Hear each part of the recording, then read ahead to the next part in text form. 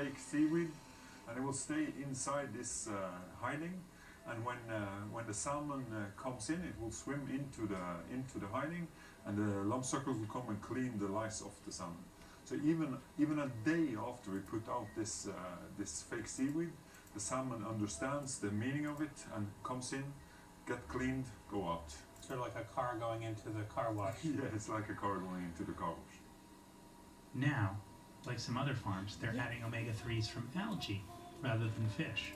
All changes that D'Amato says the rest of the industry can afford to follow. If consumers want it, and if consumers demand it, they can do it. You've asked the question, can we scale it up? Can we scale it up? Well, we have the third largest feed manufacturer in aquaculture in the world working with us. That's scalable. And it's not going to be like, oh my God, now they're losing money.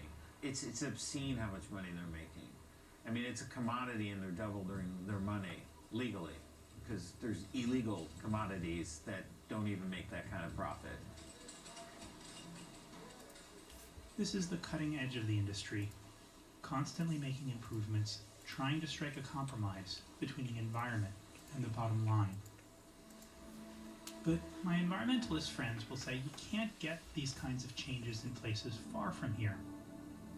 And there are just too many problems with open ocean farming. All of which reminds me of that conversation around my dinner table back in New York, and a radical solution that came up. The safest thing, I've always thought, is to remove this kind of fishery or this kind of aquaculture from the ocean itself. Elliot Ensis thinks all of this farming should become land-based in tanks, but there's so much more environmental control.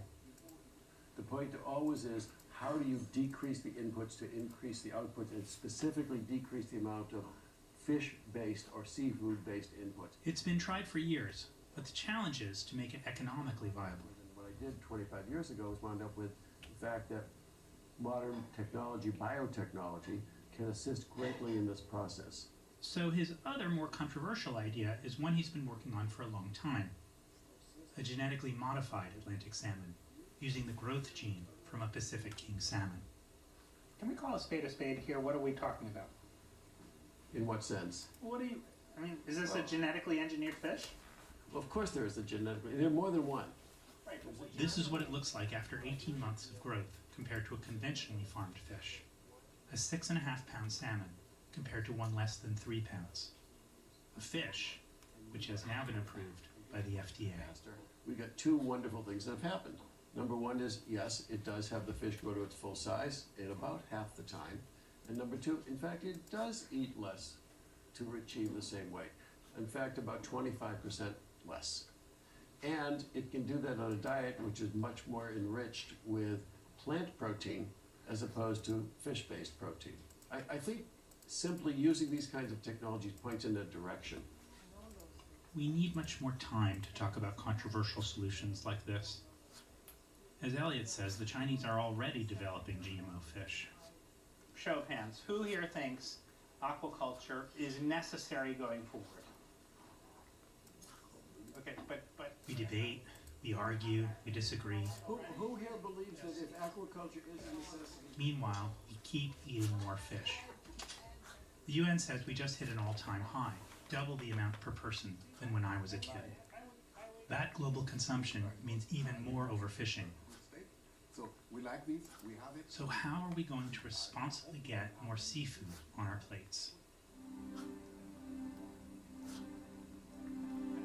Bren Smith may have part of the answer. He's done it all. As a commercial fisherman, he says, he pillaged the seas. I was born and raised in Newfoundland, in the fishery there, and I fished Gloucester, Lynn, Massachusetts, Grand Banks, and then I was in Alaska for a lot of years. how far out would you go there? Well, we'd actually fish illegally in Russian waters. So you're like a former pirate. Former pirate, yeah. Turned kelp Yeah. farmer. Yeah, without the gold. Yeah. I mean, my general view is it's great that we're trying to fish better, but we need to transition to a completely different relationship to our seas. I'll tie up here, I guess. So here's the farm, and the great thing about ocean farming is there's not that much to see.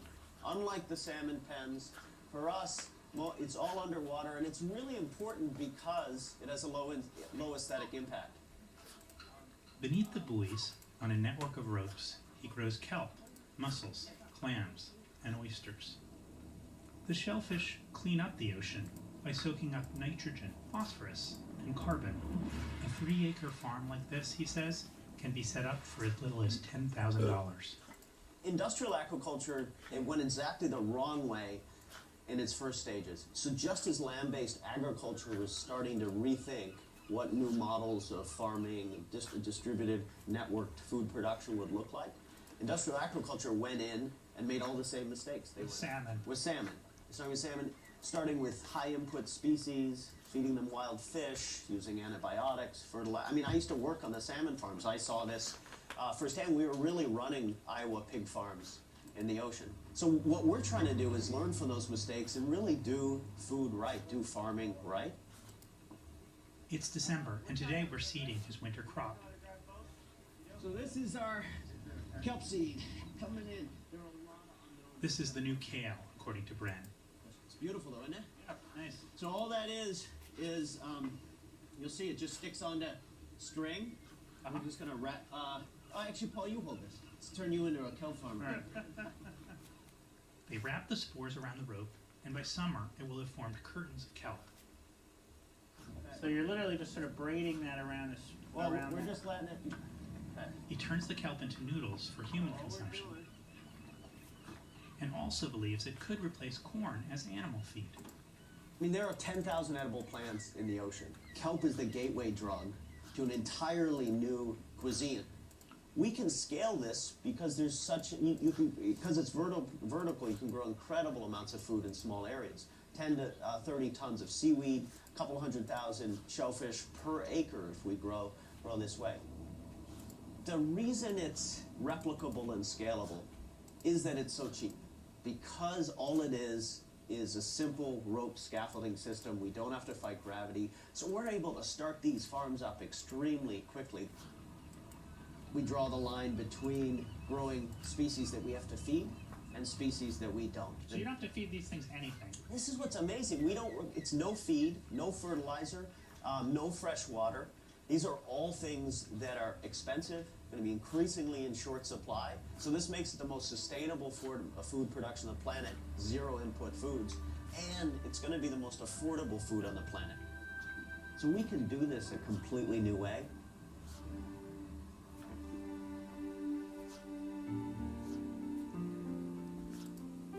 In the future, we're going to turn more to the seas to feed us. There's only so much arable land. And besides, some people say we've been eating too much land food, and it's not good for us.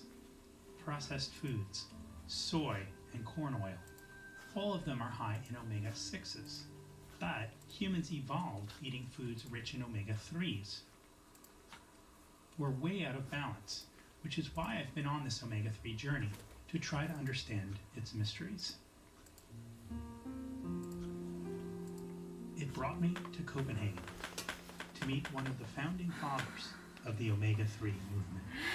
Thank you. So, a little bit of apple mousse and mustard and cress. And are these oysters from Denmark? Yeah. Nice. So we're here to meet with Jorn Dyreberg in Copenhagen. He found that Inuit people living in Greenland had very high levels of omega-3 because they ate a lot of seafood, and they also had very low incidence of cardiac heart disease. So I would eat We this need to for start the eating more honor fish. of Jorn Dyreberg. And here's my diary. Wow. The young doctor who went up there for science purposes, but certainly also for the experience of going to Greenland. I have to ask you, is that seal skin? That seal skin I got up there from one of the many seals they shot and ate.